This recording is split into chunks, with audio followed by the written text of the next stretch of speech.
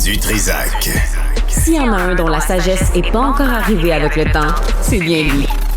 Toujours aussi mordant que les premiers temps. Benoît Du Trizac. Bon, on a vu le premier ministre nommé Mark Carney prendre la parole. Là. Il a tenu un point de presse.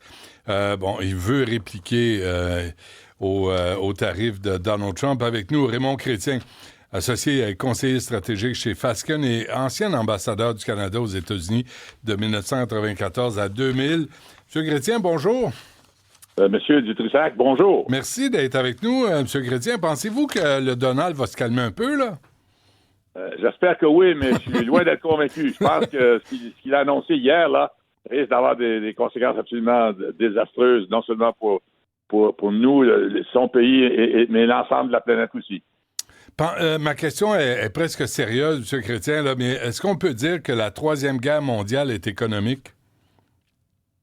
Écoutez, est-ce que c'est une guerre mondiale? Pas encore. Moi, tous mes vieux instincts de diplomate me disent qu'on est en train effectivement de vivre une sorte de révolution dont je ne connais pas encore, dont on ne connaît pas les aboutissants. Mais tout ce que je pense, c'est que ça ne peut pas durer comme ça encore très longtemps. Il y a quelque chose de majeur qui va lâcher, là. Écoutez, on ne peut pas, après 2 mois et demi de pouvoir de Trump, là, continuer à ce rythme pour les 4 prochaines années. Alors, écoutez, Troisième Guerre mondiale économique, pas encore. Non, je n'irai pas jusque-là. Ouais. Mais c'est quand même une décision qui est prise par Donald Trump. On a l'impression qu'il ne comprend pas le sens de ses décisions et les conséquences de ses décisions. Il ne semble pas réaliser comment l'économie mondiale a évolué au cours des dernières décennies et l'imbrication des pays les uns dans les autres et l'imbrication des chaînes d'approvisionnement. On dirait que ça lui échappe. Et c'est ça qui est très inquiétant. Quand vous parlez d'une guerre mondiale, c'est un terme très, très fort, là, mais c'est quand même très inquiétant. Mais en même temps, Donald Trump, là, ce qui est important de toute évidence, c'est qu'il se voit comme l'homme le plus puissant de la planète. Puis hier, oui, hein, faut l'admettre. Oui, il l'est. Il l'est, ça, il l'est. Il y a aucun doute, il l'est. Puis non seulement il l'est, mais son pouvoir est légitime. Il a été élu démocratiquement par une majorité de ses concitoyens. Alors, on ne peut pas lui enlever sa légitimité. Maintenant, il est l'homme le plus puissant de la planète, mais ça ne veut pas dire qu'il n'y a pas des puissances montantes qui aimeraient bien le remplacer, notamment la Chine. Alors, il y a la Chine, bien sûr, qui est une rivale.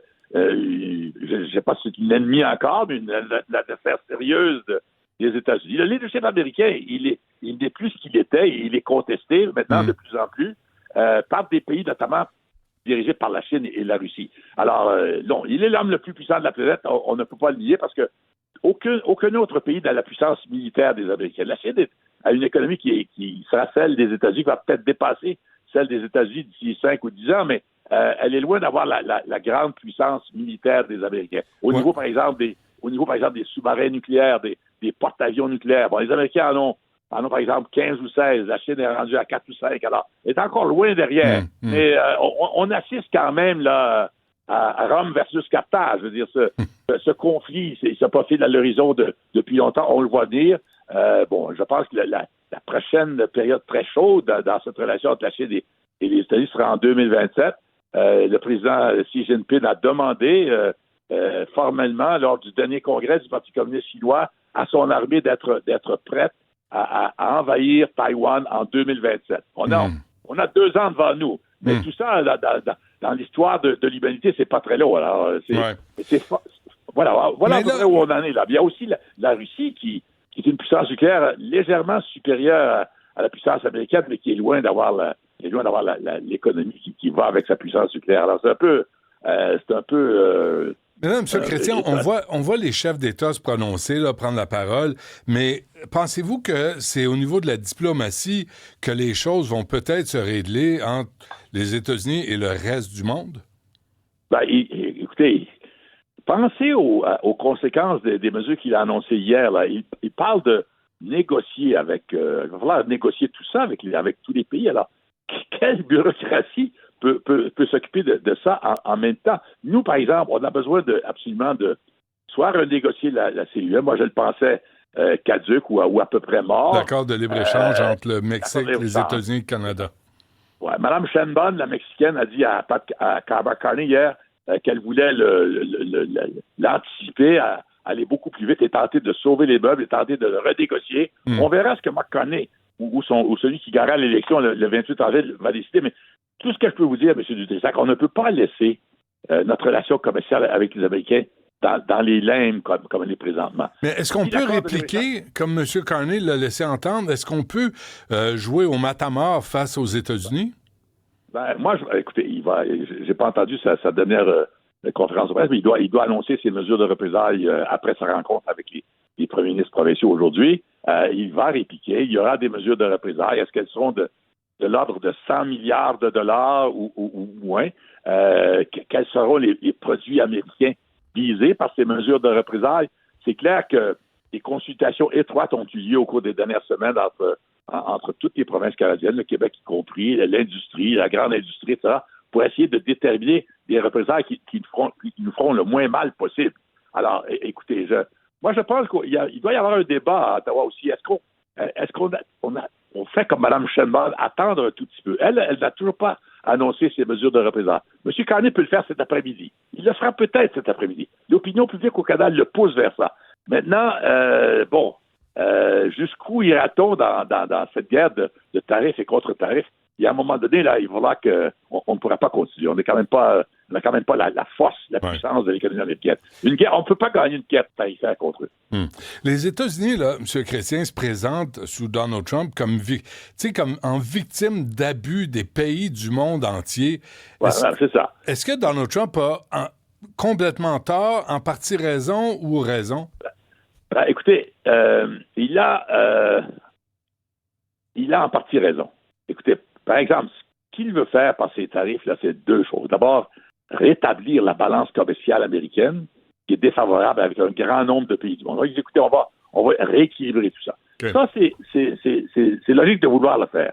Il veut aussi, et ça, il a beaucoup d'appui pour ça, refaire des États-Unis une puissance industrielle comme elle l'était il y a une cinquantaine d'années. Le secteur manufacturier représentait 25% de l'économie américaine il y a 50 ans. Aujourd'hui, c'est 10%. Alors, il veut reconstruire une industrie américaine, notamment l'industrie de l'auto. C'est pour ça qu'il a frappé durement l'Ontario hier, et pas seulement l'Ontario, l'Europe et l'Asie, etc. Alors, ça, je pense qu'encore une fois, c'est un bel objectif, mais écoutez, moi, j'ai encore un mince espoir, M. Dutrisac, que dans les jours qui viennent, il y a une telle levée de boucliers. Déjà, les marchés ce matin commencent à baisser beaucoup. L'inflation colle de nouveau vers le haut.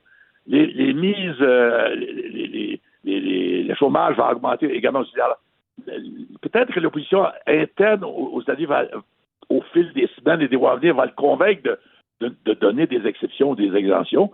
Tous les pays du monde essaient d'en avoir une ces jours-ci. Alors, mais écoutez, ces objectifs sont théoriquement louables, mais c'est dans leur exécution qu'ils risquent de créer non seulement une récession nord-américaine, mais créer une récession mondiale aussi. Ouais, ça aurait pu se négocier. Au lieu d'arriver et puis d'imposer des tarifs, tout ça, Trump aurait pu s'asseoir et négocier avec les autres pays.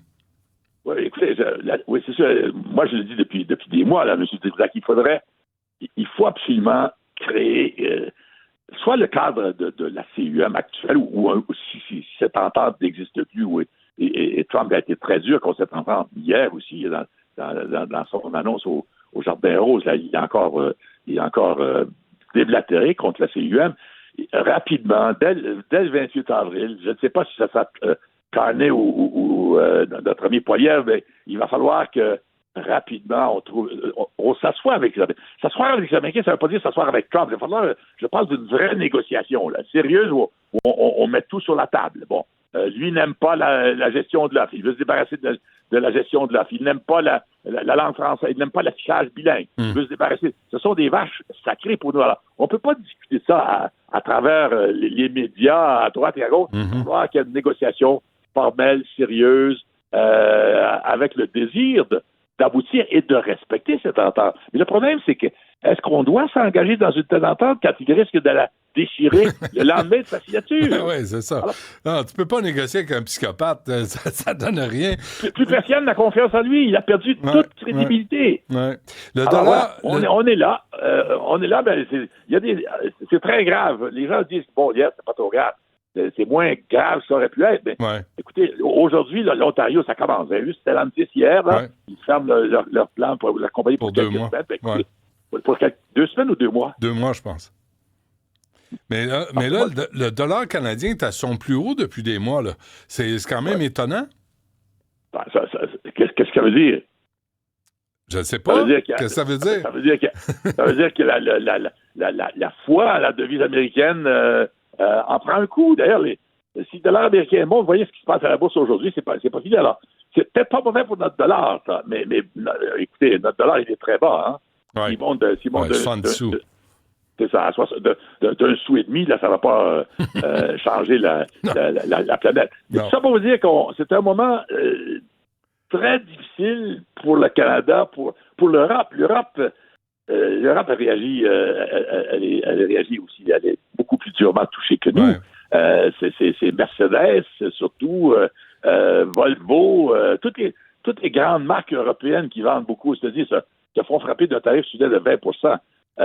C'est énorme. Alors, OK, M. Chrétien, je vous nomme, moi, vous savez, j'ai le pouvoir de faire ça, moi, à partir de mon micro. Je vous nomme conseiller de Mark Carney. Vous lui dites quoi aujourd'hui?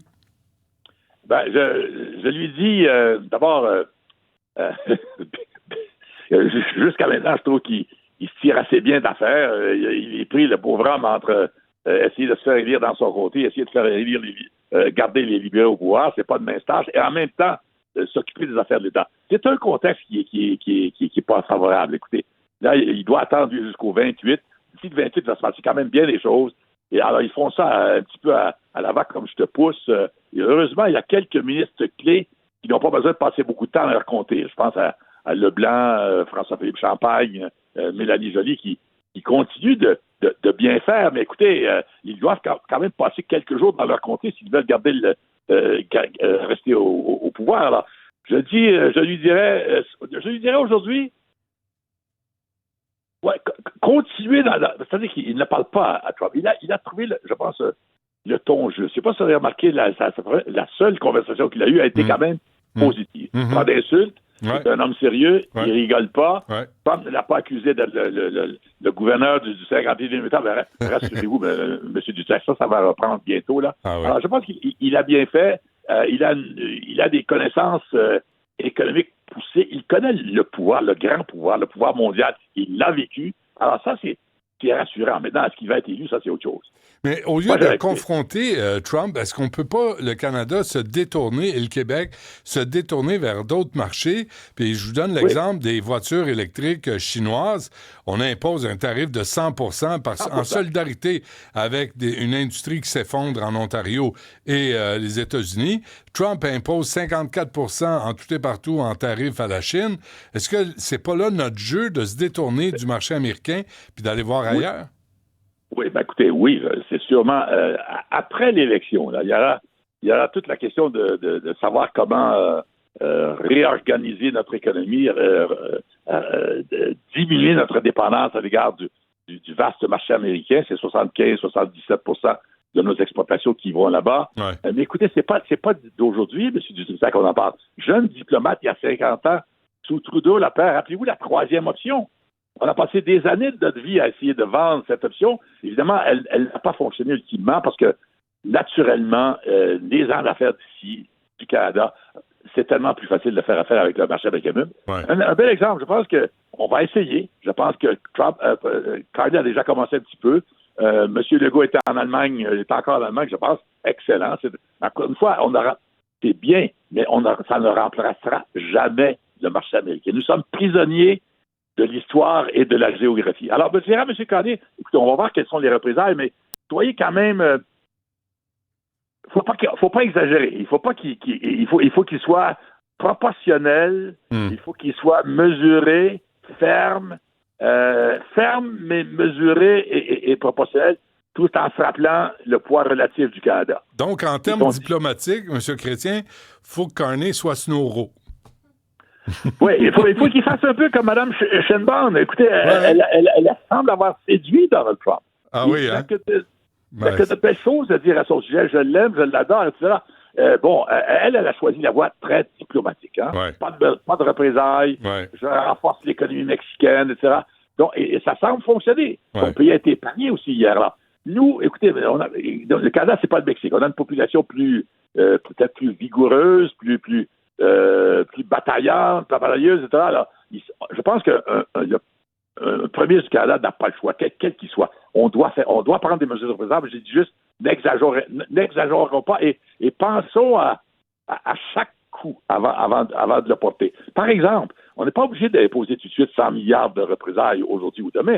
Monsieur Carney, il peut attendre quelques jours. De toute façon, Mme Sheinbaum attend depuis des semaines. Alors, c'est tout ça qui doit être discuté présentement avec les premiers ministres des provinces, dont M. Legault, qui, je pense, est un participant actif là-dedans. Le Québec, écoutez, des pas épargnés, là, mais ça aurait pu être beaucoup plus dangereux pour nous. Hier, moi, je m'attendais, par exemple, regardez, on est frappé pour l'acier et l'aluminium. L'aluminium, c'est très important pour le Québec. C'est à peu près 10 000 emplois directs, à peu près. Alors, ça, c'est peut-être le dossier le plus délicat pour le gouvernement du Québec présentement. Il y a l'acier beaucoup moins important. Évidemment, ce qui fait peur ici, ce sont les dossiers là, traditionnels et contestés par nos partenaires commerciaux de la gestion de l'offre. Ouais. Je vous dis, M. Zélitak, ça va être extrêmement dur de la sauver parce que M. Trump est absolument convaincu qu'on a abusé de... Et puis, écoutez... Le bois d'œuvre aussi. Le bois d'œuvre aussi. Mais sur la gestion de l'offre, il n'est pas le seul à nous critiquer. La plupart de nos amis nous critiquent là-dessus. On a sauvé la gestion de l'offre. Est-ce qu'on y parviendra? Alors, pour moi, c'est la grande question concernant le Québec, l'agriculture. Okay. Dernière question, M. Chrétien. Je vous laisse aller après, là, mais c'est une question piège, je vous avertis. Allez-y. Mais je pense pas que vous êtes, vous êtes ébranlé par ça. Entre Mark Carney et Pierre Poilievre, lequel des deux, à vos yeux, serait le meilleur pour aller négocier avec Trump? Écoutez, je ne répondrai pas directement à votre question. Là. mais laissez-moi vous dire ceci. OK.